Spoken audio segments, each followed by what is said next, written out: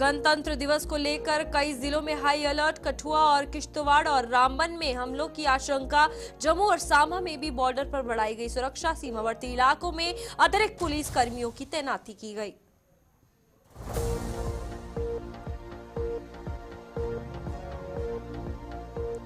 National highway 244 पर लग रहे आधुनिक क्रेशर बैरियर सड़क हादसों में कारगर साबित होने का हुआ है दावा।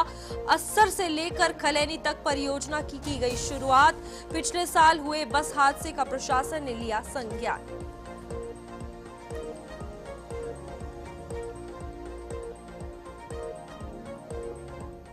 जम्मू कश्मीर के इस बुलेटिन में आप सभी का स्वागत है और मैं हूं आपके साथ रूपाली शर्मा। तो चलिए बुलेटिन की शुरुआत करते हैं जम्मू और कश्मीर की अहम खबरों के साथ। सबसे पहले गणतंत्र दिवस और आज रक्षा मंत्री राजनाथ सिंह के जम्मू दौरे के मद्देनजर सुरक्षा व्यवस्था चाक चौबंद कर दी गई है।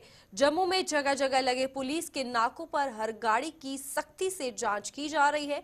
गणतंत्र दिवस को अब मात्र 12 दिन बाकी हैं और देश विरोधी तत्वों के इरादों पर काबू पाने के लिए पुलिस ने कमर कस ली है। दूसरी ओर रक्षा मंत्री राजनाथ सिंह भी आज जम्मू के अखनूर में आपको बता दें कि वेटरन्स डे के अवसर पर आयोजित एक कार्यक्रम में भाग लेने के लिए जम्मू पहुंच चुके हैं, जिसके चलते जम्मू से लेकर अखनूर तक सुरक्षा बढ़ा दी गई है। तो फिलहाल गणतंत्र दिवस को लेकर बात हो रही है, जहां पर जम्मू के मौलाना आजाद स्टेडियम की कुछ दिन पहले तस्वीरें आपको दिखाई थी और आज यहां पर रक्षा मंत्री राजनाथ सिंह का भी दौरा है और इसके मद्देनजर अगर बात की जाए तो सुरक्षा जो है वो बढ़ा दी गई है। आने जाने वाली गाड़ियों पर पैनी नजर जो है वो रखी जा रही है। गाड़ियों को खंगाला जा रहा है। डॉक्यूमेंटेशन जो है लोगों की चेक की जा रही है, क्योंकि गणतंत्र दिवस को शेष 12 दिन जो है महज बचे हैं और इसको लेकर कोई भी शरारती तत्व यहां पर किसी भी प्रकार की हरकत को अंजाम न दे, उसके लिए पूरी सुरक्षा व्यवस्था दुरुस्त की गई है। और आपको बता दें आज राजनाथ सिंह भी अखनूर में आपको बता दें कि यहां आ रहे हैं, जहां पर एक कार्यक्रम का आयोजन किया गया है और जम्मू जो है पहुंच चुके हैं और सुरक्षा वहां पर बढ़ा दी गई है। हमारे साथ जम्मू से हमारी संवाददाता शिल्पा जुड़ चुकी है। शिल्पा, सबसे पहले रक्षा मंत्री के दौरे को लेकर जानकारी बताइएगा, क्या कुछ रहने वाला है आज?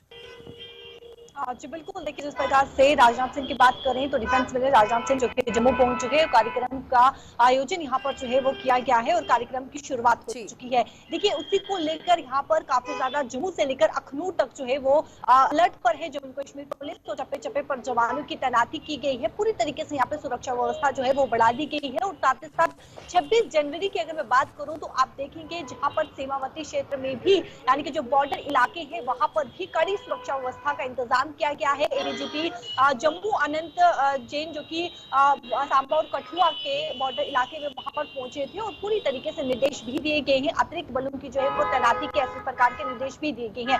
उसी प्रकार से अगर हम शहरों की बात करें तो शहरों में भी यहाँ पर नाके लगाई जा रही है जम्मू कश्मीर पुलिस के जवानों के द्वारा और चप्पे चप्पे को जो है यानी कि उन वाहनों को खंगाला जा रहा है। चप्पे चप्पे पर जवानों की तैनाती की गई है। जो भी वाहन गुजर रही है उन्हीं पूरे तरीके से खंगाला जा रहा है, क्योंकि आप देखिए गणतंत्र दिवस की बात करें तो गणतंत्र दिवस आने वाला है और इसके चलते कहीं ना कहीं आतंकवादी जो है वो अपनी जो उनका एक मंसूबा है उसको अंजाम देने की कहीं ना कहीं कोशिश करते हैं या फिर घुसपैठ करने की जो है वो कोशिश करते हैं। तो कोई भी घटना पेश ना आए उसको लेकर यहाँ पर जो है वो जम्मू कश्मीर पुलिस के जवानों द्वारा जो है वो नाके लगाए जा रही है और हर आने जाने वालों की भी चेकिंग जो है वो यहाँ पर की जा रही है। साथ ही साथ अगर मैं बात करूं 3 जिला की जो कि डोडा, कठुआ और सांबा, जहाँ पे हाई अलर्ट कर दिया गया है और वहां पर तैनाती जो है वो जम्मू कश्मीर पुलिस की देखने को मिल रही है। और साथ ही साथ देखिए जो पिछले वर्ष इन जिलों में जो है वो काफी ज्यादा आतंकी हमले भी देखने को मिले थे। तो गणतंत्र दिवस पर किस प्रकार की कोई भी घटना ना हो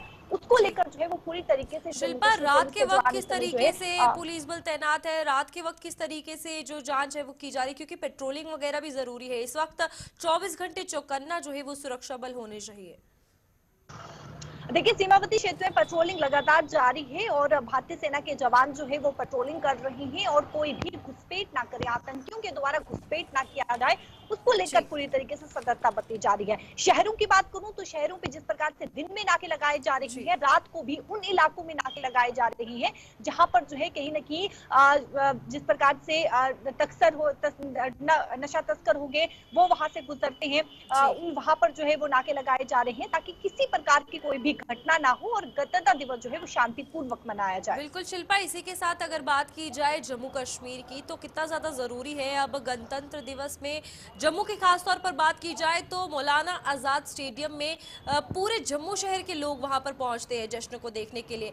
यहाँ पर जो एरियाज हाईलाइटेड रहे आतंकी हमलों में वहां पर भी प्रॉपर 24 घंटे ध्यान देना कितना ज्यादा जरूरी है ताकि इस तरह की एक्टिविटीज ना देखी जाए, क्योंकि इन्फिल्ट्रेशन की बात की गई है। जी बिल्कुल, देखिए जिस प्रकार से ये सूचना मिली है, जो सोर्सेस बता रही हैं कि कुछ जिले ऐसे सामने आए हैं जहां पर आतंकी हमले की इस प्रकार की सूचना इनपुट्स जो है वो मिले हैं, तो उसको लेकर भारतीय सेना के जवान जो कि सीमावर्ती क्षेत्र पर जो है वो पूरी तरीके से पेट्रोलिंग कर रही हैं और कड़ी सुरक्षा जो है वो वहां पर भी देखने को मिल रही है। शहरों में भी इसी प्रकार से जम्मू कश्मीर पुलिस के जवान जो है वो नाके लगा रही है और टप्पे चप्पे पर जो है वो तैनाती देखने को मिल रही है। देखिए जिस प्रकार से मैंने कहा कि पिछले वर्ष इन 3 जिला में यानी कि डोडा, कठुआ और सांबा एक ऐसे जिला है जहां पे काफी आतंकी हमलों में जो है वो वृद्धि हुई है, तो किसी प्रकार की कोई भी घटना ना हो उसको लेकर यहाँ पे सतर्कता बरती जा रही है। और अन्य स्टेडियम वो मुख्य स्थान है जहां पर मुख्य कार्यक्रम होगा और कुछ ही दिन पहले वहां पर जो है वो डॉग स्क्वाड की टीम, बम स्क्वाड की टीम वहां पर पहुंची थी और हर एक चप्पे चप्पे को जो है वो वहां पर खंगाला गया था। तो इस समय पूरी तरीके से जो है वो सतर्कता यहाँ पर जो है वो बरती जा रही है। बिल्कुल, इसी के साथ रक्षा मंत्री के दौरे को लेकर भी बताइएगा कि कैसा उत्साह खासा इस डे पर देखा जा रहा है, क्योंकि वेटरन्स डे की बात आज कही जा रही है, रक्षा मंत्री वहां पर पहुंच रहे हैं, तो क्या कुछ कार्यक्रम में रहने वाला है शिल्पा वहां पर? आज बिल्कुल देखिए कार्यक्रम की शुरुआत हो चुकी है और जिस प्रकार से 108 फुट का तिरंगा जो है वो उन्होंने फहराया है और साथ ही साथ देखिए जो यहाँ पर अहम बताया जा रहा है कि इस कार्यक्रम के बाद रक्षा मंत्री राजनाथ सिंह और सीडीएस वहां पर जो है वो मौजूद रहेंगे, तो हो सकता है कि सिक्योरिटी रिव्यू बैठक भी जो आर्मी कमांडर्स हैं उनसे जो है सिक्योरिटी रिव्यू बैठक वहां पर की जाए। इस समय क्या कुछ हालात बने हुए हैं, जम्मू कश्मीर की स्थिति इस समय क्या कुछ है, उसको लेकर जो है वो एक बैठक जो है वो हो सकती है। और फिलहाल कार्यक्रम की बात करें तो कार्यक्रम की जो है वो शुरुआत हो चुकी है। और यहाँ पर शिल्पा साफ तौर पर अगर बात की जाए गणतंत्र दिवस को लेकर तो तैयारियां सुरक्षा बलों की तरफ से पूरी है, और लोकल का सपोर्ट किस तरीके से, क्योंकि उनका सपोर्ट होना बहुत जरूरी है। अगर वो पेट्रोलिंग दिन रात पुलिस वाले कर रहे हैं तो सहयोग होना भी उतना ज्यादा जरूरी है आम जनता का। जी बिल्कुल, देखिए जब पुलिस जो है जम्मू कश्मीर पुलिस के जवानों के द्वारा नाके लगाए जाते हैं तो जो भी वाहन गुजरता है तो पूरी तरीके से कॉर्पोरेट किया जाता है। पुलिस के द्वारा ये भी कहा जाता है कि आप हमसे कॉर्पोरेट करें और पूरे लोकल्स हो या फिर जो बाहर से लोग आ रहे हैं और अलग स्टेट की तरफ रवाना हो रहे हैं वो पूरी तरीके से कॉर्पोरेट करते हुए नजर आ रही है। और देखिए एक और अहम चीज मैं यहाँ पर बता दूं कि जो संवेदनशील इलाके हैं वहां पर भी नाके लगाए जाते हैं ताकि हर एक सिचुएशन यानी कि हर एक परिस्थिति में जो है वो अलर्ट रहे जम्मू कश्मीर पुलिस के जवान और किसी प्रकार की कोई भी घटना जो है वो ना हो। ठीक है शिल्पा, बहुत बहुत धन्यवाद हमारे साथ जुड़ने के लिए और तमाम जानकारी देने के लिए। यहाँ पर गणतंत्र दिवस को लेकर अगर बात की जाए तो पूरी सुरक्षा जो है वो चाक चौबंद कर दी गई है। आज रक्षा मंत्री राजनाथ सिंह जो है यहाँ अखनूर के एक कार्यक्रम में शिरकत किए हुए हैं जहां पर सुरक्षा जो है वहाँ चौक चौबंद है और साथ ही साथ कार्यक्रम इस वक्त चल रहा है और आगे जो है बैठक भी की जा सकती है। आगे बढ़ेंगे जहां पर गणतंत्र दिवस को लेकर 3 जिलों में हाई अलर्ट जारी किया है। तीनों जिलों की हदें एक साथ, सरहदें जो है वो एक साथ जुड़ती है। इन जिलों में आपको बता दें कि पिछले वर्ष आतंकी हमले भी हो चुके हैं। ऐसा सूचना है कि आतंकी कठुआ, किश्तवाड़ और रामबन में आतंकी हमला कर सकते हैं। ये सूचना जो है निकलकर सामने आई है और पिछले दिनों आपको बता दें कि डोडा के ऊपरी इलाकों में आतंकियों के 2 समूहों को देखा भी गया है। हालांकि एजेंसियां ये पता नहीं लगा पा रही है कि ये आतंकी पुराने हैं या फिर नया समूह है।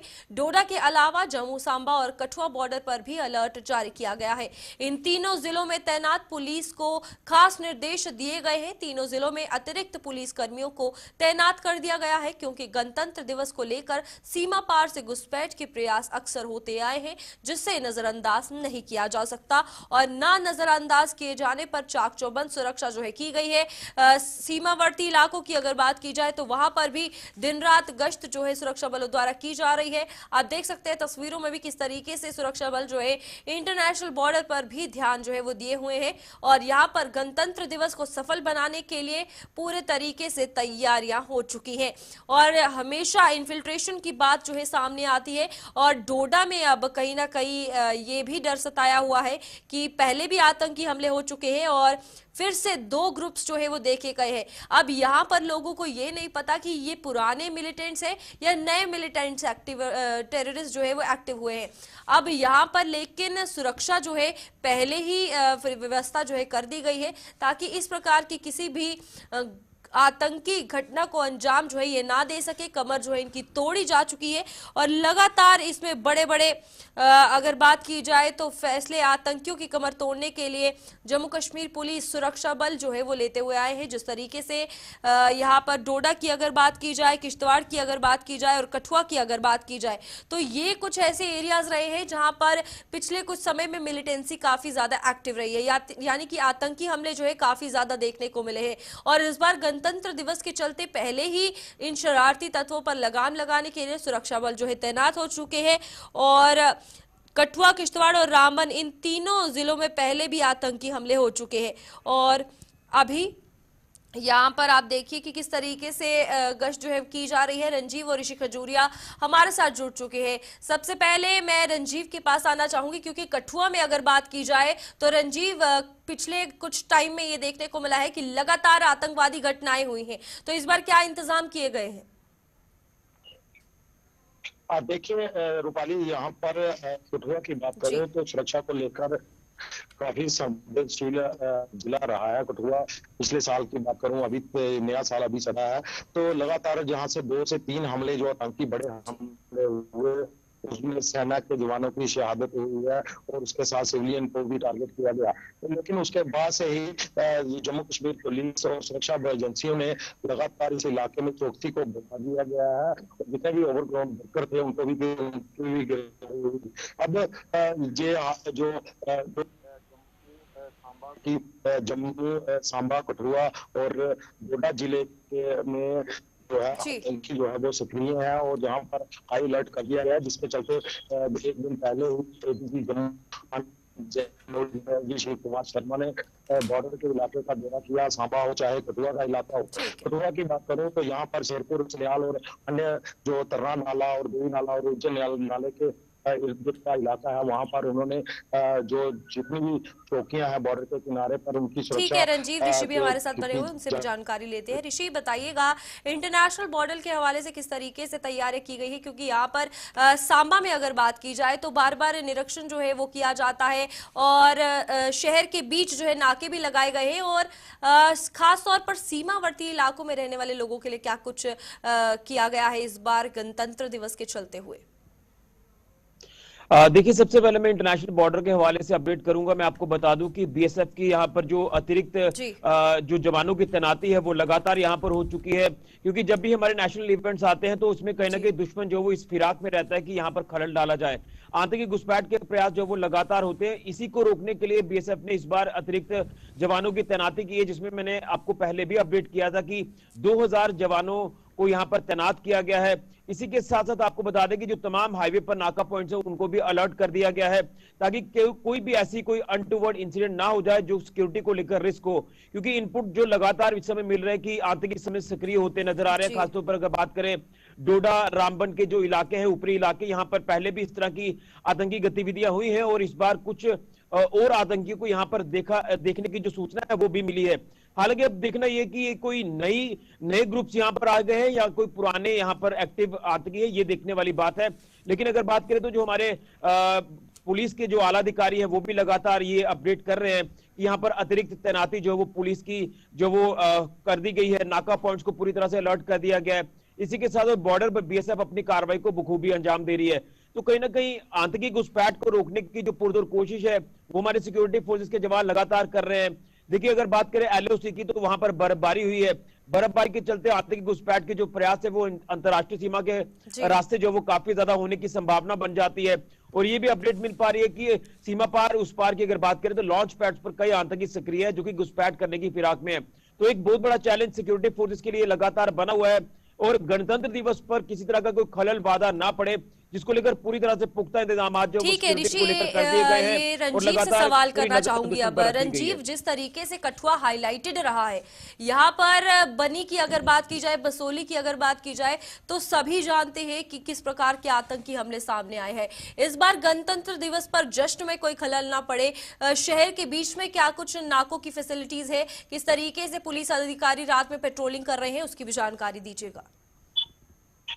देखिए रूपाली, यहाँ पर गणतंत्र दिवस में खलल ना पड़ने पड़े, इसके लिए सुरक्षा एजेंसियां अलर्ट मोड पर हैं। पिछले काफी समय से हमने देखा कि बार बार अलर्ट यहाँ पर होता है। कठुआ की बात करूं, क्योंकि कठुआ इतना संवेदनशील इसलिए है कि अंतर्राष्ट्रीय सीमा के साथ साथ पहाड़ी इलाका और जो पंजाब की सीमा लगती है, वहां से भी कई बार घुसपैठ के इनपुट आए पर भी व्यापक तलाशी अभियान चाहे पंजाब की तरफ हो चाहे जम्मू कश्मीर का इलाका हो, लगातार चलाए गए। संदिग्धों की के देखे जाने की खबरें गाय बगाए वहां पे आती ही रहती हैं, और जिसके चलते इस बार गणतंत्र दिवस को, क्योंकि वह पड़ोसी मुल्क के हमेशा नापाक इरादे रहते हैं, और जिस तरह से सुरक्षा एजेंसियों ने इनपुट जो जारी किए हैं, जिसमें गणतंत्र दिवस पर ऊपरी इलाकों में आतंकी घटनाएं हो सकती हैं, इसमें चाहे कठुआ जिला भी शामिल है। लेकिन कठुआ जिला में जो मैदानी इलाका है, वहां पर सुरक्षा बलों ने काफी पुख्ता इंतजाम किए हैं। बॉर्डर पर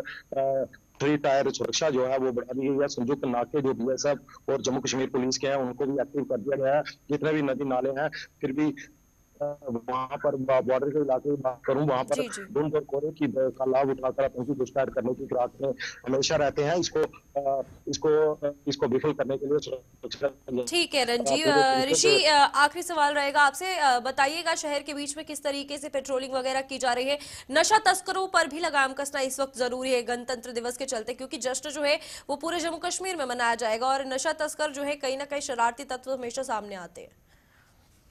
देखिए, बड़ा इंपॉर्टेंट सवाल आपने किया रूपाली। मैं आपको बता दूं कि अगर बात करें सांबा के एसएसपी वरिंदर सिंह मनहास जी की, वो इस समय लगातार अपने तमाम जिला पुलिस के जो अधिकारी हैं उनको साथ लेकर खुद पेट्रोलिंग करते नजर आ रहे हैं।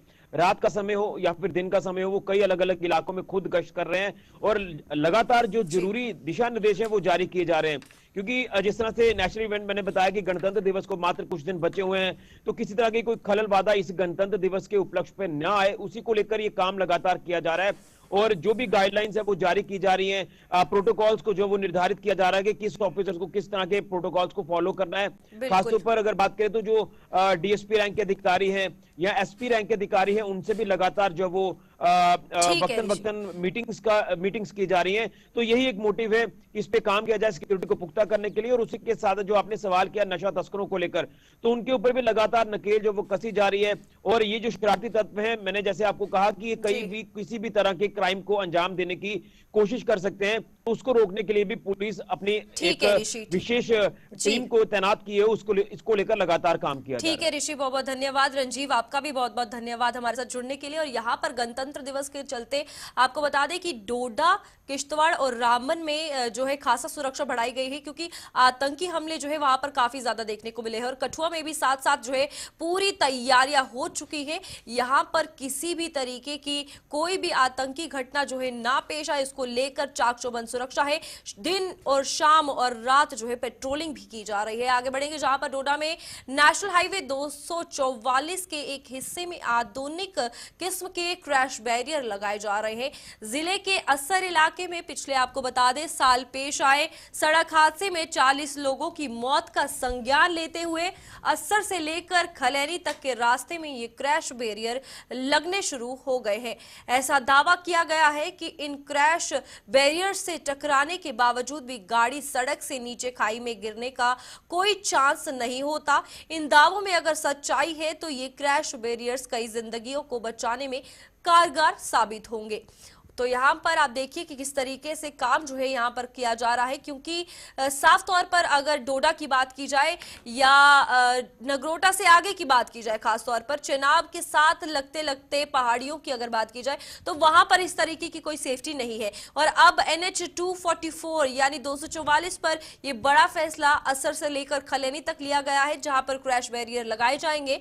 और कर्व्स काफी ज्यादा है, जिसके चलते गाड़ियों के एक्सीडेंट्स जो है वहां पर आए दिन पेश आते हैं। विकास से जानकारी लेंगे, हमारे संवाददाता डोडा से जुड़ चुके हैं। विकास, बताइएगा, डोडा की अगर बात की जाए तो काफी ऊंचाई वाला पहाड़ी क्षेत्र है और साथ ही चुनाव जो है वो लगता है, इसमें ये पहल तो काफी ज्यादा जरूरी है, लेकिन ऐसा ये देखा गया है कि पहले भी कई रास्तों में क्रैश बैरियर्स लगे हैं, तो क्या लगता है इस बार ये सफल साबित होंगे? जी रूपाली, मैं आपको बता दूं, क्योंकि चिनाब वैली जीता जागता सबूत है जहां पर हजारों या लाखों लोगों की जान जो है सड़क हादसे में जाती है। तो ऐसे में जिस जगह पर इस तरह के क्रैश बैरियर लगाए जा रहे हैं और जिसका नाम जो है यहाँ की एडमिनिस्ट्रेशन ने मॉडिफाइड क्रैश बैरियर रखा हुआ है, यानी ये क्रैश बैरियर अलग किस्म के हैं जो मशीनों से लगाए जा रहे हैं, और ऐसे में बताया जा रहा है कि इससे कोई भी गाड़ी टकराएगी तो वो गाड़ी जो है वापस रिटर्न हो जाएगी, यानी इतनी सख्ती से लगाए जा रहे हैं। तो ऐसे में जो पहले वाले क्रैश बैरियर लगाए गए थे उनको उखाड़ दिया जाएगा और नए मॉडिफाइड जो नया क्रैश बैरियर लगाया जा रहा है, और लगभग इसकी जमीन में 4 फुट नीचे है और 3 से ज्यादा फुट ऊपर के हिस्से में है। तो ऐसे में कोई भी गाड़ी इससे टकराने के बाद वापस रुक जाएगी और कहीं ना कहीं हादसों से भी बचा जाएगा। विकास, यहाँ पर ये वाले क्रैश बैरियर पहले वालों से कैसे अलग है ये भी बताइएगा, क्योंकि पहले वाले भी देखे गए हैं, एक्सीडेंट्स होते हैं, मुड़ जाते हैं, गाड़ियां नीचे गिर जाती है, फिर वो स्पेस खाली रह जाती है, लेकिन वहां पर दोबारा काम नहीं किया जाता। अगर ये दावा किया जा रहा है तो डिफरेंस क्या है उन दोनों में? देखिए, एनएचआई, डीसीएल और डिस्ट्रिक्ट एडमिनिस्ट्रेशन जो है इस तरह का दावा कर रही है, और इस तरह से हमने भी वहां पर जाकर मुआयना किया और इस चीज को चेक करने का प्रयास किया, जहां पर साफ तौर पर दिख रहा है कि क्योंकि काफी सख्त है और ऐसे में ये बता रहे हैं कि इससे कोई भी गाड़ी अगर टकराएगी वो जो है बिल्कुल वापस हो जाएगी। और ऐसे में जो पहले यहाँ पे जो भी क्रैश बैरियर थे उनसे कोई भी गाड़ी टकराती थी वो जो है उस क्रैश बैरियर को तोड़कर नीचे गिर जाती थी, और उसके चलते जो है काफी ज्यादा नुकसान देखने को मिलता था, लोगों की जानें चला जाती थी। और ऐसे में अब भी आने वाले समय में लगभग 3 महीने इसको लग जाएंगे इन क्रैश बैरियर को लगाने के लिए, और बता रही यहाँ की एडमिनिस्ट्रेशन की इसको इससे कहीं ना कहीं हादसों से बचा जा सकता है, और इससे कोई भी गाड़ी अगर टकराएगी वो जो है बिल्कुल वापस किट होकर वापस रास्ते में आ जाएगी। डोडा और खलैनी ही नहीं, आगे भी अगर किश्तवाड़ तक की बात की जाए, उससे आगे की बात की जाए, तो पूरे रास्ते जो है ऐसे ही कर्व्स वाले हैं। कितना ज्यादा जरूरी है ये सिर्फ प्रोजेक्ट इतना ही ना रहे, इसके आगे भी बढ़ाया जाए, क्योंकि हादसे जो है इन एरियाज में काफी ज्यादा आए दिन पेश आते हैं। देखिए, अगर यहाँ की एडमिनिस्ट्रेशन अगर इस तरह से लोगों के प्रति इतना प्रयास कर रही है कि इस तरह से हादसों से बचा जा सके, लोगों की जानें बचा दी सके, क्योंकि असर का वो एरिया लगातार कोई नहीं भूलेगा जहां पर 40 से ज्यादा लोगों की जानें गई थी। और रोकना चाहूंगी इस वक्त अखनूर जो है वो सीधा चलते हैं, जहां पर रक्षा मंत्री राजनाथ सिंह एक कार्यक्रम में शिरकत किए हुए हैं और मुख्यमंत्री उमर अब्दुल्ला भी वहां पर पहुंचे हैं, और देखिए क्या कुछ कह रहे हैं। जावेद राणा साहब, सतीश शर्मा साहब, honourable member parliament Jugal Kishore साहब, यहाँ पे आए हुए ऑनरेबल एमएलए हजरात, आर्मी, मरकजी हुकूमत, जम्मू कश्मीर हुकूमत के तमाम अफसरान, यहाँ मौजूद भाइयों बहनों, मैं आज अपने आप को खुशकिस्मत समझता हूं कि इस मौके पे जबकि हम 9वीं बार वेटरन्स डे का आज यहां मनाने का सिलसिला चला रहे हैं, मैं अपने आप को आपके दरमियान पाता हूं। अपने काम के सिलसिले में कुछ ऐसे दिन मुझे मिल जाते हैं जो यादगार के तौर पे फिर हमेशा के लिए रहते हैं। ये शायद एक ऐसा ही दिन होगा, क्योंकि मुझे आज आपके दरमियान थोड़ा सा समय बिताने का मौका मिल रहा है, और आप लोग वो हैं जिन्होंने इस मुल्क के लिए सारा कुछ दिया। आपके बारे में जब कहा जाता है तो ये कहा जाता है, वो कहते हैं जब आप घर जाओगे तो उनको वहां पे बता देना कि उनके कल के लिए हमने अपना आज कुर्बान किया। आप वो लोग हो जिन्होंने अपने कल का फिक्र नहीं किया। आप वो हो जिन्होंने अपनी जान की परवाह नहीं की। आप वो जिन्होंने ये कहा कि मुल्क की एकता, मुल्क की अखंडता के लिए हमसे जो भी कुर्बानी मांगी जाए हम वो कुर्बानी देने के लिए तैयार हैं और आपने दी भी। आपने अपना फर्ज भरपूर तरीके से निभाया। अब हमारा फर्ज है कि हम अपना जो है अपना काम करें और आपका ख्याल रखें। आपने मुल्क का ख्याल रखा, मुल्क का ख्याल रखते हुए आपने हम सब का ख्याल रखा। हम रात को चैन की नींद सोते हैं ये जानते हुए कि सरहदों पे आप जैसे लोग खड़े हैं। आप हैं जो हमारे इस मुल्क के दुश्मनों का मुकाबला करेंगे। आप हैं जो हमारी सुरक्षा का पूरी तरह से बंदोबस्त करेंगे। आप हैं जो ये तय करते हैं कि हम अपनी रोजमर्रा की जिंदगी जो है आराम से बिता पाएं। और अब हमारा फर्ज बनता है कि आपकी कोई मुश्किल ना रहे, आपकी कोई परेशानी ना रहे, आपको कोई तकलीफ ना हो। और ये जब हम करें तो हमें ये समझ के नहीं करना चाहिए कि हम आप पे एहसान कर रहे हैं, क्योंकि ये हमारा फर्ज है। हम आपका किया हुआ एहसान चुका रहे हैं। आपने जो इस मुल्क के लिए किया, आपने हमारे ऊपर एक बहुत बड़ा एहसान किया है। अब हमारा फर्ज बनता है कि आपकी खिदमत करके, आपके मुतालबे हल करके, आपकी मुश्किलात कम करके हम अपना फर्ज निभाएं।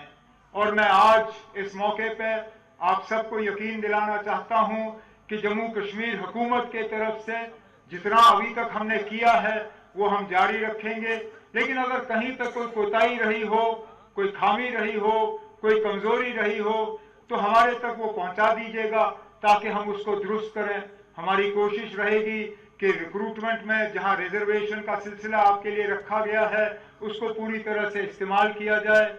जो माली मदद की जाती है, जो स्कीम्स के तहत फाइनेंशियल सपोर्ट आपको मिलता है, उसमें किसी तरह की रुकावट नहीं होनी चाहिए। उसमें वक्त पे आपको जो माली मदद मिलनी चाहिए वो आप तक पहुंच जानी चाहिए। कोशिश ये रही है कि एक सर्विसमैन और हमारे दरमियान जो ताल्लुकात हैं उनको और बेहतर और ज्यादा मजबूत किया जाए।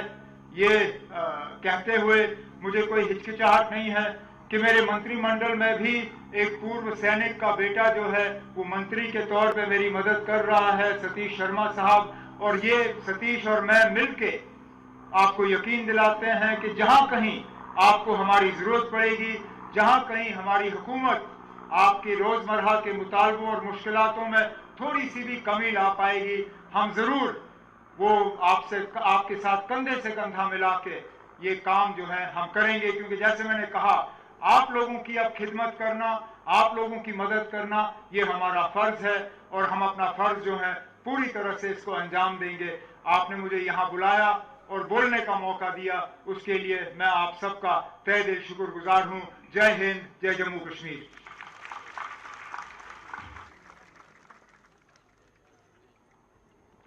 माननीय मुख्यमंत्री के प्रेरणादायक विचारों के लिए आपका बहुत बहुत धन्यवाद। माननीय उपराज्यपाल मनोज सिन्हा ने 7 अगस्त 2020 को जम्मू कश्मीर के उपराज्यपाल का पद ग्रहण किया। उनका नेतृत्व क्षेत्र में विकास को बढ़ावा देना और शांति सुनिश्चित करना है। अब मैं माननीय श्री मनोज सिन्हा से अनुरोध करती हूँ कि वो मंच पर आए और सबको संबोधित करें।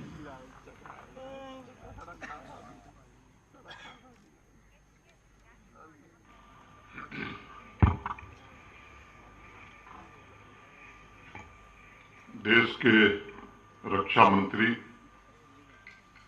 आदरणीय श्री राजनाथ सिंह जी, जम्मू कश्मीर के मुख्यमंत्री श्रीमान उमर अब्दुल्ला साहब,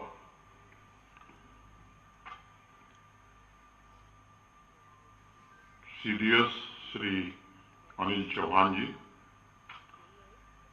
जम्मू कश्मीर सरकार के मंत्री श्री जावेद अहमद राणा साहब,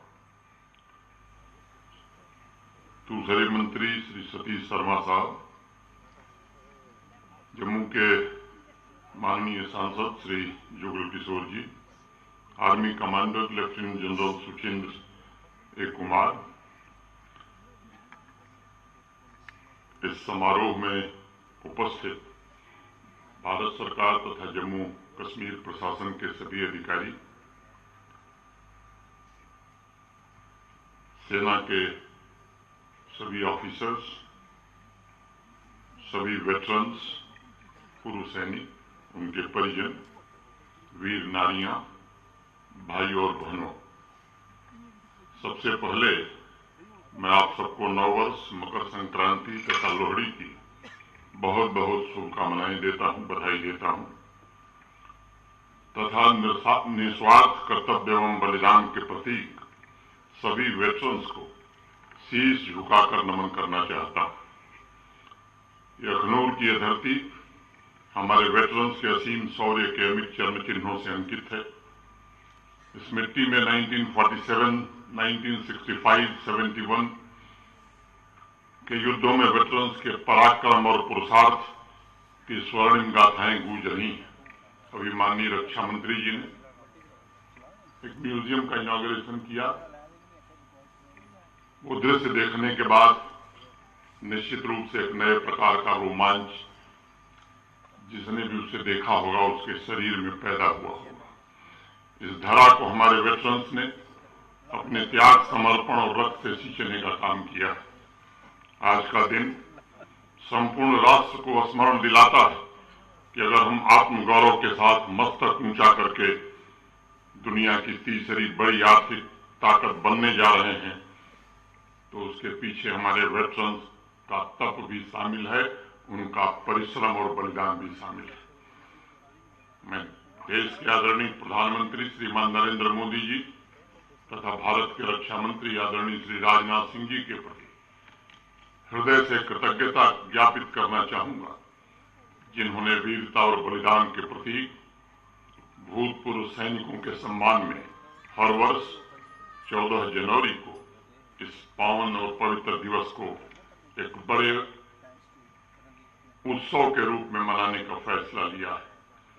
इस दिन हमारी सशस्त्र सेना के प्रथम commander in chief field marshal KM. Cariappa साहब सेवानिवृत्त हुए थे। लेकिन ये भी बहुत बड़ा तथ्य है कि सैनिक तो कभी रिटायर होता ही नहीं है। उसका रण क्षेत्र अवश्य बदल जाता है, लेकिन राष्ट्र को वैभव के शिखर पर ले जाने के लिए उसकी जिम्मेदारियां कभी कम नहीं होती। अपने सेवा काल में रक्त से विजय गाथा लिखने वाले सैनिक रिटायरमेंट के पश्चात भारतवर्ष की संपन्नता और समृद्धि के उपाय करने में सदैव लगे रहते हैं, जिसे मैं समाज की सबसे बड़ी प्रेरणा शक्ति मानता। हमारे यहाँ तो हमारी संस्कृति में प्रार्थना भी की गई, वयम राष्ट्रे जागृयाम पुरोहिता, अर्थात हम राष्ट्र में आगे स्थिर होकर सदैव जागते रहें। इस प्रार्थना का जीवन स्वरूप मुझे अगर कहीं दिखाई देता है तो अपने वेटरन्स में नजर आता है, जो स्वयं भी जागते हुए राष्ट्रीय मन को सदैव जगाते रहते हैं और विशाल जनशक्ति को राष्ट्र निर्माण के लिए प्रेरित भी करते हैं। आत्मशक्ति, पौरुष, आत्मनिर्भरता, समर्पण, त्याग, पराक्रम, सेवा और बलिदान, ये कुछ ऐसे शब्द हैं जो युद्ध के मैदान में तो सैनिकों के लिए निर्णायक साबित होते हैं, लेकिन शांति के दिनों में भी हमारे वेटरन्स का अचूक हथियार बनकर सामाजिक न्याय के साथ सर्वांगीण उन्नति का प्रयत्न करते हुए युद्ध में कुर्बानी देकर राष्ट्र ने जो लाभ प्राप्त किए हैं उसे संरक्षित रखने में मदद करती है।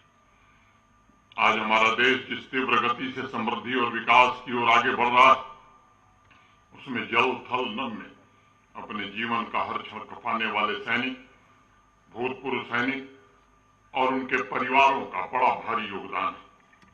और निजी तौर पर मैं मानता हूं कि किसी भी राष्ट्र के जीवन में चहुमुखी प्रगति तभी संभव है जब वो सुरक्षा के प्रति निश्चिंत हो। सीमाओं पर तैनात सैनिक राष्ट्र की सुरक्षा और विकास दोनों की गारंटी है।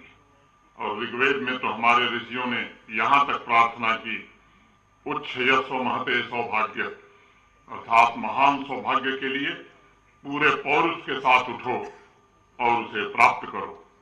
इस संस्कार को जीने वाले वास्तव में हमारे वेटरन्स जिस प्रकार भारतवर्ष के हितों की रक्षा के साथ उसके सौभाग्य की रक्षा करते हैं, उसके लिए संपूर्ण राष्ट्र आपका सदैव कृतज्ञ है। मैं जानता हूं कृतज्ञता को शब्दों में बयां करना ये बड़ा कठिन काम है, मैं तो इसे असंभव ही कहूंगा। आभार की भावना, ग्रेटफुलनेस के भाव का वजन शब्दों में नहीं उठाया जा सकता है।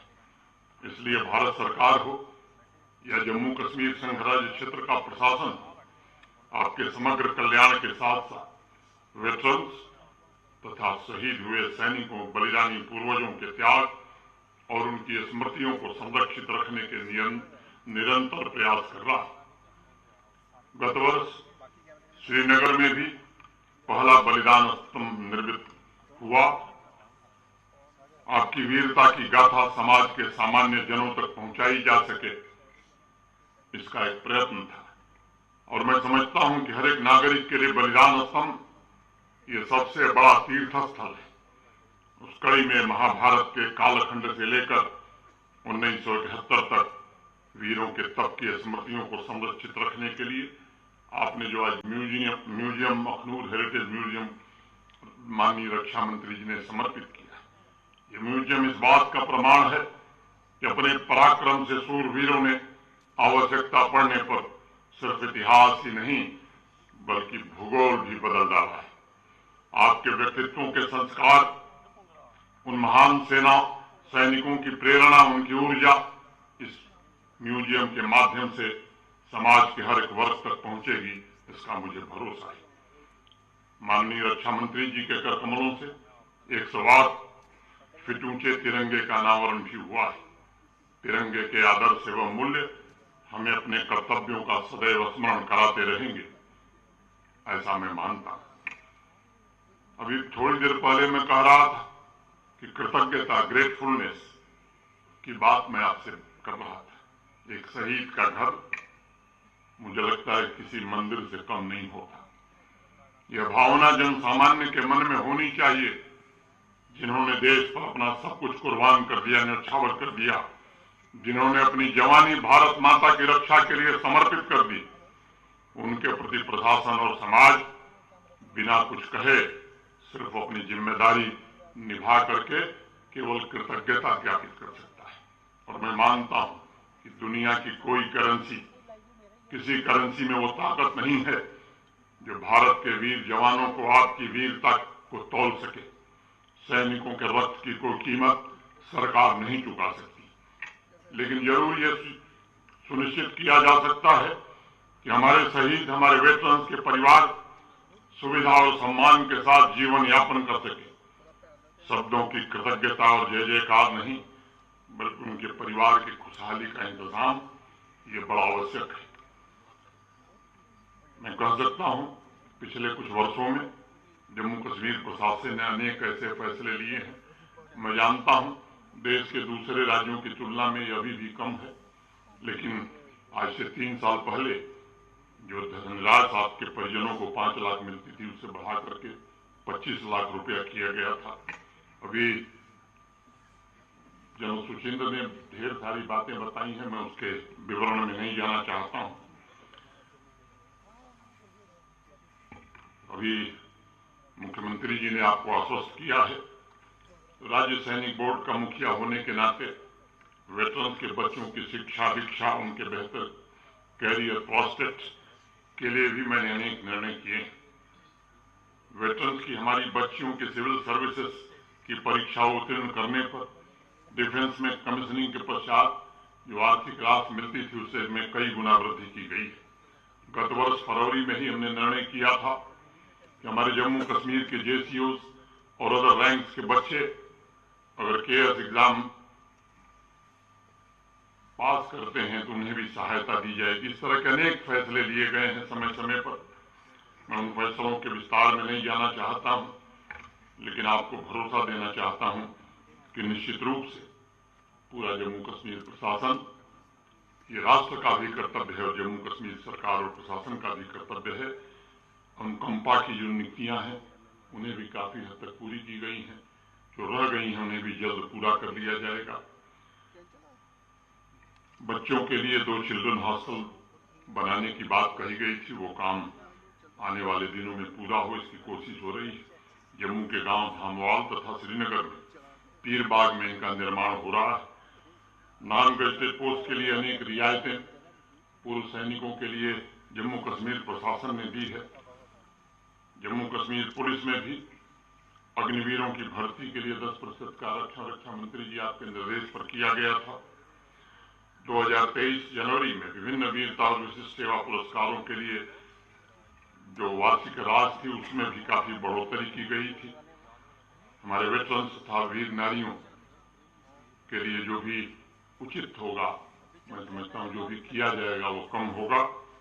आपकी हर एक जरूरत में हम सब शामिल रहें, ऐसी मैं ईश्वर से प्रार्थना करता हूँ और पुनः आपको भरोसा देता हूँ कि आपके हितों की रक्षा के लिए जम्मू कश्मीर प्रशासन संकल्पित है। मैं जानता हूँ कि जब भी कर्तव्य की पुकार होगी तब हमारे वेटरन्स देश के गौरव को आगे बढ़ाने के लिए हमेशा तत्पर रहेंगे। हमारे ऋषियों ने प्रार्थना की कृतम में दक्षिणे हस्ते जयो में सव्य आहति, अर्थात मेरे दाएं हाथ में पुरुषार्थ और बाएं हाथ में विजय हो। हमारे वेटरन्स का भी यही मूल मंत्र है। आप सभी के लिए मेरी ईश्वर से प्रार्थना है। मैं एक बार पुनः शीश झुकाकर आप सबको नमन करता हूं। आदरणीय रक्षा मंत्री जी का एक बार विशेष रूप से अभिनंदन करता हुआ मैं अपनी बात यहीं पूरी करता हूं। जय हिंद। हर वर्ष हमारे आर्म्ड फोर्सेस भूतपूर्व सैनिकों के सम्मान में एनुअल मैगजीन का विमोचन करते हैं, जिसमें उनके लिए महत्वपूर्ण जानकारी, उनकी सफलता की कहानियां और अन्य पहलुओं का उल्लेख होता है। आज हम इस वर्ष की सम्मान, वायु संवेदना और सरदार संवाद का विमोचन करने जा रहे हैं। अब मैं रक्षा मंत्री जी एवं अन्य वरिष्ठ अतिथियों से आग्रह करती हूं कि वह इन मैगजीन को भूतपूर्व सैनिकों को सम्मानित करें।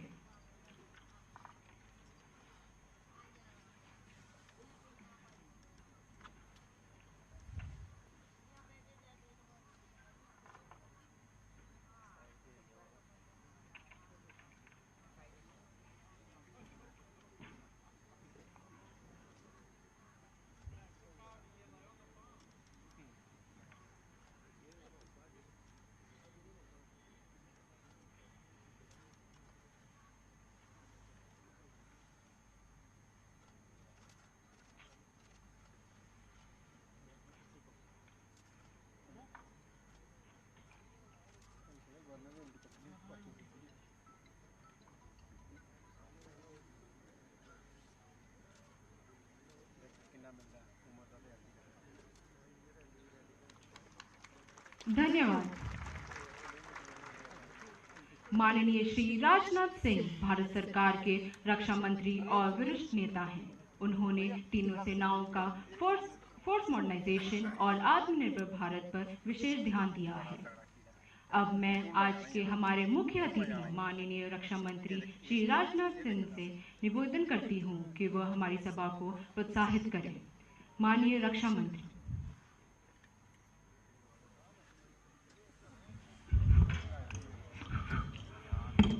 मैं सोच रहा था कि शायद मेरा लंबा चौड़ा कुछ परिचय दिया जाएगा, इसीलिए मैं पहले खड़ा हो गया।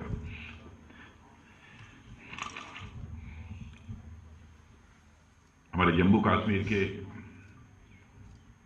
माननीय उपराज्यपाल श्री मनोज जी सिन्हा, जम्मू कश्मीर के माननीय मुख्यमंत्री जनाब उमर अब्दुल्ला साहब, मिनिस्टर जल शक्ति जनाब Javed Ahmed Rana, Shri Satish Sharma, minister government of Jammu Kashmir Shri Jugal Kishore ji Sharma, member of parliament Jammu Kashmir general Anil Chauhan, chief of defence staff, lieutenant general MV Suchindra Kumar, GOC-in-C northern command, Shri Atal Dullo, chief secretary Jammu Kashmir, यहाँ मौजूद अन्य हमारे सारे जनप्रतिनिधिगण, अधिकारी वर्ग, हमारे सभी सम्मानित वेटरन्स, वीर नारियां और मेरे मीडिया के मित्रों, वेटरन डे के अवसर पर आज अखनूर में आप सबके बीच आना मैं मानता हूं कि हमारे लिए बहुत ही एक प्रसन्नता का विषय है। मैं यहां उपस्थित और पूरे देश के सारे वेटरन्स और उनके परिवारजनों को मकर संक्रांति और नव वर्ष की हार्दिक शुभकामनाएं देता हूं। ऐसा माना जाता है कि मकर संक्रांति का दिन अपने परिवार वालों के साथ मनाया जाना चाहिए। तो आज मैं अपनी लार्जर फैमिली यानी हमारे वेटरन्स के साथ संक्रांति का पर्व मनाने आप सबके बीच यहां आया हूं। साथियों, नाम इसके भले ही अलग अलग हों, लेकिन आज के दिन का उल्लास पूरे देश में एक जैसा ही रहता है। इसलिए इस मंच से मैं आज के दिन का उत्सव मनाने वाले हर एक भारतीय को अपनी तरफ से ढेर सारी हार्दिक शुभकामनाएं देता हूं। और ये अच्छी बात है कि इस बार का वेटरन्स डे समारोह हम सब अखनूर कश्मीर में मना रहे हैं। यह निश्चित रूप से हमारे लिए बहुत बड़ा क्षण है, क्योंकि आप देखिए 3 वर्षों से जाने अनजाने में या फिर चाहे अनचाहे सरकारों ने कश्मीर को अलग तरीके से ट्रीट किया है।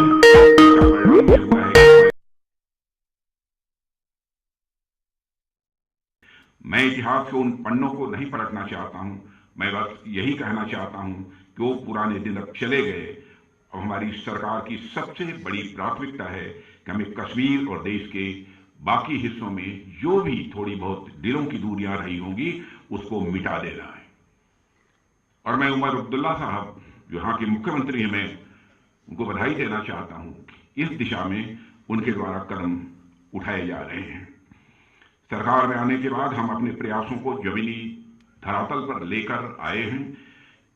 इस हमारे लिए कश्मीर क्या है यह ज्यादा बतलाने की जरूरत नहीं है। अखनूर में वेटरन डे का मनाया जाना इस बात को साबित करता है कि हमारे दिल में जो स्थान दिल्ली का है वही स्थान अखनूर का है, वही स्थान यह कश्मीर का है।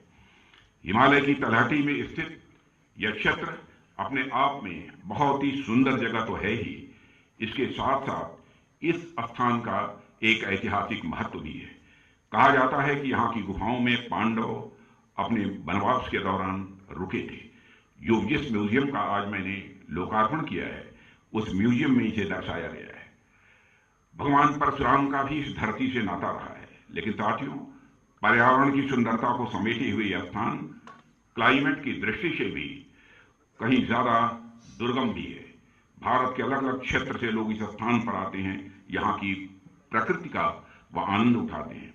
लेकिन एक बात यह ध्यान देने वाली है कि जो भी व्यक्ति इस स्थान पर आता है वह इसका अनुभव कर पाता है कि यहाँ पर रहना कहीं ज्यादा चुनौती भरा काम है।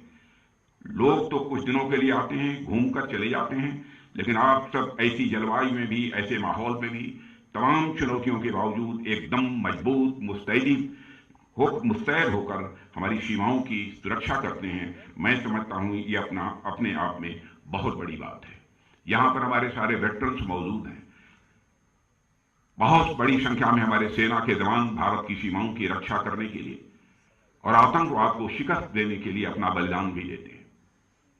मैं कभी यदि विचार करता हूं कि क्या कारण है, कौन सी वह भावना है कि हमारे सेना के जवानों को देश की सीमाओं की सुरक्षा के लिए अथवा इस आतंकवाद से मुक्ति दिलाने के लिए अपना सर्वस्व न्यौछावर करने की प्रेरणा देती है, तो स्वाभाविक रूप से मैं इस नतीजे पर पहुंचता हूं, मान, सम्मान, स्वाभिमान हर मनुष्य के हृदय की यह बलवती भावना होती है। व्यक्तिगत सम्मान, मान यह होता है, स्वाभिमान होता है। परिवार का और समाज का जिसमें हम पैदा हुए हैं उसका भी मान, सम्मान, स्वाभिमान होता है। जिस देश के हम नागरिक हैं उसका भी एक मान, सम्मान, स्वाभिमान होता है। मान, सम्मान, स्वाभिमान को लेकर ही शायद यह भावना लोगों के अंदर पैदा होती होगी। हम अपना प्राण न्यौछावर कर देंगे लेकिन अपने देश की सीमाओं की सुरक्षा करके ही रहेंगे, यह संकल्प उनके मन के अंदर पैदा होता है। जिस समय हमको आजादी हासिल नहीं हुई थी उस समय चंद्रशेखर आजाद, सरदार भगत सिंह, अशफाकुल्ला जैसे जवानों ने हंसते हंसते भारत माता की पैरों में पड़ी बेड़ियों को काटने के लिए अपना सर्वस्व बलिदान कर दिया। कौन सी वह प्रेरणा थी जिसने उन्हें अपना सर्वस्व बलिदान करने की भावना उनके अंदर यह पैदा की? वह प्रेरणा थी मान, सम्मान और स्वाभिमान की, देश के मान, सम्मान और स्वाभिमान की भावना, जिसके लिए उन्होंने अपना सर्वस्व न्यौछावर किया। चंद्रशेखर आजाद इसी इलाहाबाद के कंपनी गार्डन में अपने रिवॉल्वर की गोलियों से अपने अंग्रेज दुश्मनों को भूनते भूनते जब रिवॉल्वर की अंतिम गोली शेष बची तो उन्हें इस बात की चिंता सताने लगी कि कहीं विदेशियों के रिवाल्वर की विदेशी गोली हमारे जिस्म में प्रवेश कर हमारे जिस्म को नापाक न कर दे। इसलिए उन्होंने अपने रिवाल्वर की अंतिम गोली अपने ही सीने में दाग लेने का काम किया था। तब जाकर यह भारत आजाद हुआ है। कौन भूल सकता है उस अशफाकुल्ला खां को? 21 साल की जवानी थी, मां कहती थी बेटा शादी कर ले, लेकिन अशफाकुल्ला के दिल में तो आजादी हासिल करने की दीवानगी थी। बार बार वह मां के आग्रह को टाल देता था। लेकिन अंग्रेजों की हत्या करने के मामले में जब फांसी की सजा हुई, फांसी के तख्त पर ले जाया गया, तो मजिस्ट्रेट ने पूछा, बोलो अशफाकुल्ला, तुम्हारी अंतिम मुराद क्या है? जो भी तुम्हारी अंतिम मुराद होगी, यह संदेश तुम्हारी मां तक पहुंचा दिया जाएगा। बहादुर अशफाकुल्ला, राष्ट्रीय स्वाभिमान के धनी अशफाकुल्ला खां ने मुस्कुराते हुए यह कहा कि मेरी मां की अंतिम इच्छा थी कि अशफाकुल्ला उसका बेटा शादी कर ले। आज मैं यहां पर खड़ा हूं, जाकर मेरी मां तक यह संदेश पहुंचा दे कि तुम्हारा बेटा आज फांसी के तख्त पर खड़े होकर तुम्हारी मुराद पूरी करने जा रहा है। यह स्वाभिमान की भावना थी, राष्ट्रीय स्वाभिमान की भावना थी, जिसने चंद्रशेखर आजाद, सरदार भगत सिंह, अनगिनत ऐसे लोग हैं जिनको कि देश के लिए अपना सर्वस्व न्यौछावर करने की प्रेरणा दी। और मैं मानता हूं कि हमारे देश की सीमाओं की सुरक्षा में भी जिन लोगों ने अपना बलिदान दिया है, सेना में शामिल होने का जो फैसला करते हैं, उनके अंदर भी यही राष्ट्रीय स्वाभिमान की भावना है जो उन्हें प्रेरित करती है। जानते हैं हमारी जिंदगी कभी भी जा सकती है, और इस सच्चाई को समझते हुए भी वो सेना में शामिल होते हैं, अपना बलिदान देते हैं, भारत के आन बान शान की व सुरक्षा की अपनी जिम्मेदारी का बखूबी यहां पर निर्वाह करते हैं। आज यदि वेटरन्स डे पर यहां पर मौजूद हूं तो मैं शीश झुकाकर सारे वेटरन्स को और उनके सभी परिवार के सदस्यों को जहां मैं नमन करता हूं, वहीं पर आप सबके बीच यहां पर खड़ा हूं।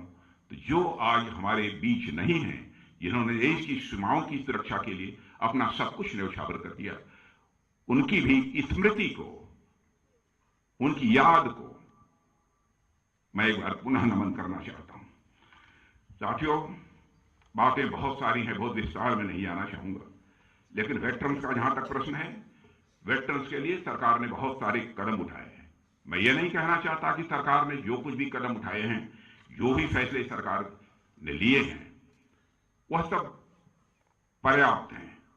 हो सकता है इससे भी अधिक की भी आवश्यकता हो, लेकिन उन सारे कदम, चाहे वन रैंक वन पेंशन हुआ, तो अन्य भी बहुत सारी चीजें, उनकी चर्चा आपके सामने हुई है। मैं ज्यादा समय इस संबंध में नहीं लेना चाहता, लेकिन एक काम जो इधर नए वर्ष में जब अधिकारियों की बैठक थी, उसमें मैंने निर्देश दिया था कि हमारी सरकार ने दूर दराज के इलाकों में रहने वाले पूर्व सैनिकों और उनके परिजनों की सहूलियत के लिए मोबाइल मेडिकल यूनिट एवं दवाओं की डोर स्टेप डिलीवरी कराने का एक महत्वपूर्ण निर्णय लिया है, और इसके आवश्यक निर्देश भी हमारी तरफ से दे दिए गए हैं। तैयारी शुरू हो गई है, थोड़ा समय लगेगा, लेकिन डोर स्टेप डिलीवरी का यह सिलसिला हम प्रारंभ करेंगे।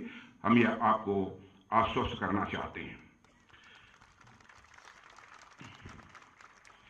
साथियों, जैसा कि आप सभी वेटरन्स अच्छी तरह समझते हैं कि 1965 में भारत पाकिस्तान युद्ध हुआ था और उसके 60 वर्ष पूरे हो गए। यह डायमंड जुबली ईयर है, हीरक जयंती वर्ष है। इसी अखनूर में 1965 में बेहद अहम लड़ाई लड़ी गई थी। पाकिस्तान की फौज ने ऑपरेशन ग्रैंड स्लैम के नाम से जो नापाक कोशिश इस अखनूर में की थी, उसे भारतीय सेना ने न केवल विफल किया, बल्कि एक नया मोर्चा खोलकर और आगे बढ़कर लाहौर तक पहुंचने में भी काफी कामयाबी हासिल की थी। 1965 के युद्ध में जंग के मैदान में मिली जीत भारतीय सेनाओं के शौर्य, पराक्रम और यह बलिदान का परिणाम था। आप इतिहास उठाकर देखिए, भारत से हुई हर जंग में पाकिस्तान हारा है, चाहे 1948 में हुआ कबायली हमला हो, या 1965 का युद्ध हो, या 1971 का युद्ध हो, या फिर 1999 का कारगिल युद्ध हो। हर लड़ाई में पाकिस्तान को हार का मुंह देखना पड़ा है। अवैध घुसपैठ और आतंकवाद को हवा देने का काम 1965 के जमाने से लगातार हमारा पड़ोसी देश करता चला आ रहा है। उसकी यही उम्मीद रही है कि जम्मू और कश्मीर में जो हमारे मुस्लिम आबादी के लोग हैं वह पाक फौज के साथ खड़े होंगे, लेकिन उनकी मुराद न पूरी हुई है और न कभी भी वह पूरी होने पाएगी, यह मैं पूरे विश्वास के साथ कह सकता हूं। क्योंकि आपने देखा होगा न तो 1965 में यहां के लोगों ने पाकिस्तान का साथ दिया, न ही आतंकवाद के इस दौर में साथ दिया, बल्कि आतंकवाद से लड़ते लड़ते हमारे कई मुस्लिम भाइयों ने भी अपनी शहादत दी है। मोहम्मद उस्मान को भी मैं नहीं भूल सकता, पहले ऐसे मुस्लिम व सैनिक थे।